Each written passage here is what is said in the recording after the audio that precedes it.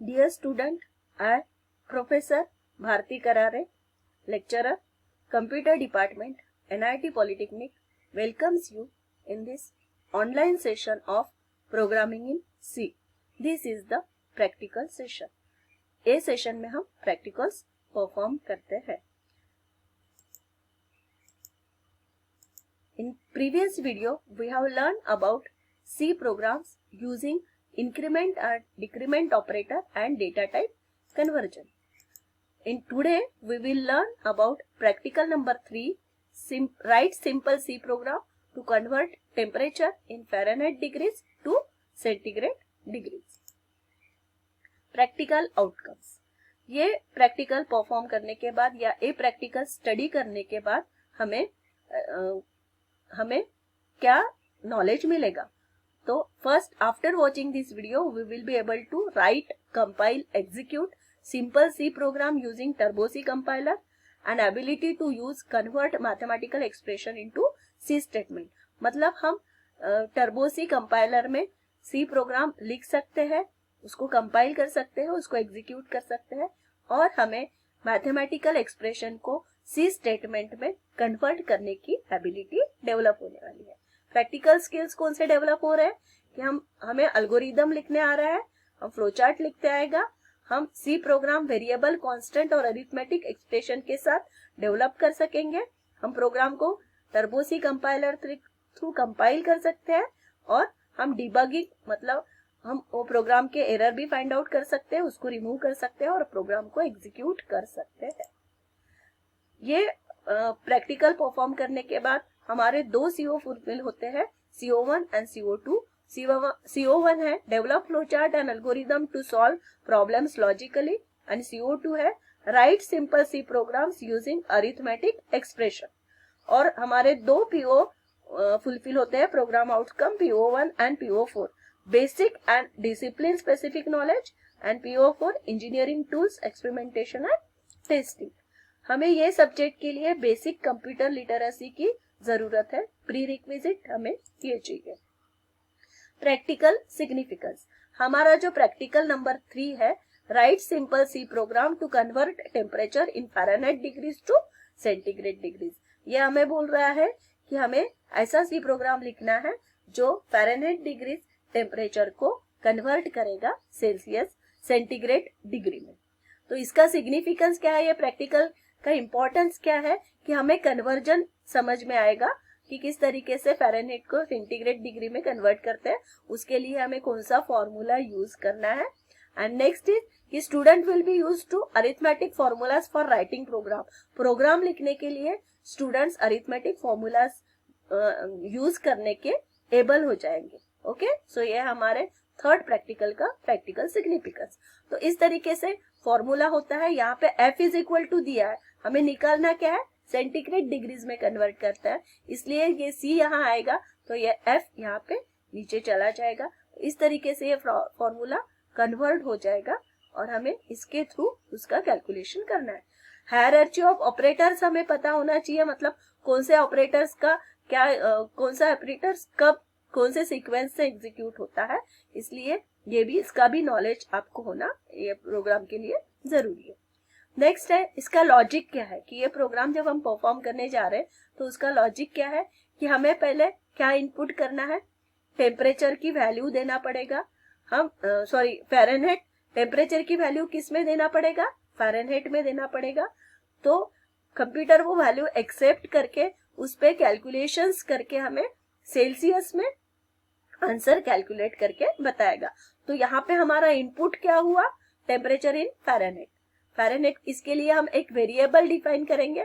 हम फ़ारेनहाइट ये भी वेरिएबल लिख सकते हैं या फिर हम F ये भी वेरिएबल लिख सकते हैं. ये वेरिएबल की वैल्यू हमें यूजर को देना है, हमें उसकी वैल्यू एंटर करना है. तो that's why it is called as input variable. इसलिए हम इसे क्या बोलते हैं, इनपुट वेरिएबल बोलते हैं. जब हम इसकी वैल्यू देंगे तब कंप्यूटर ये फॉर्मूला के थ्रू, तब वो हमारा सी प्रोग्राम ये फॉर्मूला के थ्रू कैलकुलेट करेगा और उसका जो कैलकुलेटेड आंसर है वो यहाँ पे इसमें सेल्सियस ये वेरिएबल में या फिर सी वेरिएबल में स्टोर होगा। अब यहाँ ये वैल्यू हमें चाहिए, इसलिए ये कौन सा वेरिएबल हो गया, ये हमारा आउटपुट वेरिएबल हो गया। ओके, इसे हम सेल्सियस भी लिख सकते हैं या फिर हम इसे सी नाम से भी डिफाइन कर सकते हैं। ओके, जो वैल्यू इसमें स्टोर रहेगी हम इसको फिर प्रिंट करेंगे, print the value. So this is the logic. Logic क्या है कि फ़ारेनहाइट की वैल्यू, हमें फ़ारेनहाइट टेम्परेचर की वैल्यू इनपुट करना है, उसके ऊपर ये फॉर्मूला के थ्रू कैलकुलेशन होगा और फॉर्मूला के बाद जो आंसर रहेगा वो सेल्सियस में स्टोर रहेगा या सी वेरिएबल में स्टोर रहेगा और वो हम प्रिंट करेंगे। Next, when we write the program, जब हम कोई भी प्रोग्राम लिखते हैं, उसका कोडिंग करते हैं, तो हमें ये बात ध्यान में रखना है कि सबसे पहले उसका एल्गोरिदम लिखना है, उसका फ्लो चार्ट लिखना है, देन हमें कोडिंग लिखना है। एल्गोरिदम क्या है, step by step instruction return in English like language. जैसे इसका अगर हम एल्गोरिदम लिखते हैं तो हम पहले क्या लिखेंगे, every algorithm must start with start and and with stop. Stop से स्टॉप होता है, स्टार्ट से स्टार्ट होता है, स्टेप 1 स्टार्ट रहती है, लास्ट स्टेप स्टॉप रहती है। स्टार्ट के बाद हम वेरिएबल्स को रीड करते हैं, यहाँ हमें एफ वेरिएबल रीड करना है, फिर उसके बाद हम ये फॉर्मूला कैलकुलेट करते हैं, एक्सप्रेशन कैलकुलेट करते हैं, c is equal to 5 bracket में f minus 32 bracket complete double bracket minus 9। ये फॉर्मूला को हम इम्प्लीमेंट करेंगे, जो वैल्यू सी में आएंगी वो स्टोर की है सी में, उसको हम प्रिंट करेंगे और स्टॉप करेंगे। वैसे ही फ्लो चार्ट किस लिए होता है कि diagrammatic representation of work flow और प्रोसेस। हमारे जो प्रोसेस है, हमारा जो वर्क फ्लो है, उसे डायग्रामेटिकली हम रिप्रेजेंट करते हैं। जैसे यहाँ पहला स्टार्ट है, स्टार्ट, देन हमने इसकी रीड वैल्यू फ़ारेनहाइट वैल्यू को रीड करना है, तो उसके लिए हमने ये इनपुट आउटपुट बॉक्स यूज करते हैं, इनपुट देने के लिए और आउटपुट को प्रिंट करने के लिए। दोनों के लिए हम ये पैरेललोग्राम यूज करते हैं और इसीलिए उनको इनपुट आउटपुट बॉक्स बोला जाता है।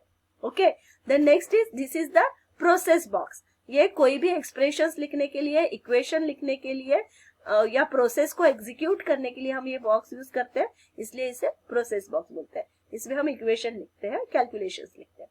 ओके, देन जो वैल्यू कैलकुलेट हुई है उसे हम प्रिंट कर रहे हैं, प्रिंट सी के थ्रू। तो this is input output box में लिखा है और लास्ट में है स्टॉप। और ये जो एरोज दिखा रहे हैं that is called as directional arrow और फ्लो डायरेक्शन। हमें वो डायरेक्शन फ्लो बताते हैं कि कहाँ से कहाँ जाए। नेक्स्ट इज, अभी हम आते हैं कोडिंग की तरफ। हमारा क्या प्रोग्राम है, C program, Fahrenheit to Celsius conversion. हमें सी प्रोग्राम लिखना है फ़ारेनहाइट टू सेल्सियस कन्वर्जन के लिए। तो सेम हम लॉजिक यूज करेंगे।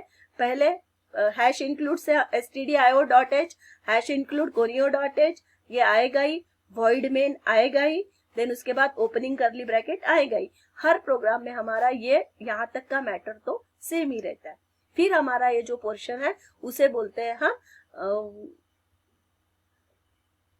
डेटा टाइप डिक्लेरेशन, है ना। हम यहाँ पे डेटा टाइप डिक्लेयर करते हैं, हम यहाँ पे वेरिएबल डिक्लेयर करते हैं, कौन से वेरिएबल को हमें प्रोग्राम में यूज करना है और उसका डेटा टाइप क्या है। तो हमें कौन से वेरिएबल चाहिए, सी और एफ, ये दोनों वेरिएबल चाहिए। ठीक है, तो इसके लिए हमने क्या किया, दोनों variable C float C and float F लिया है। ओके, मतलब फ्लोट में ही लिए हमने, फ़ारेनहाइट भी फ्लोट में लिया और सेल्सियस भी, सेल्सियस तो फ्लोट में आएगा ही क्योंकि इक्वेशन में वैल्यू है। ओके, देन हमने स्क्रीन को क्लियर कर लिया। फिर उसके बाद वैल्यू एंटर करने के लिए हमने मैसेज लिखा है, प्रिंट एफ में डबल कोट में मैसेज लिखते हैं, वो मैसेज जैसे कि वैसे प्रिंट होता है।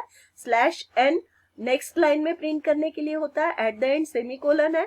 देखो हर जगह सेमीकोलन है, सिर्फ वाइड मेन में सेमीकोलन नहीं है और वो नहीं आता है।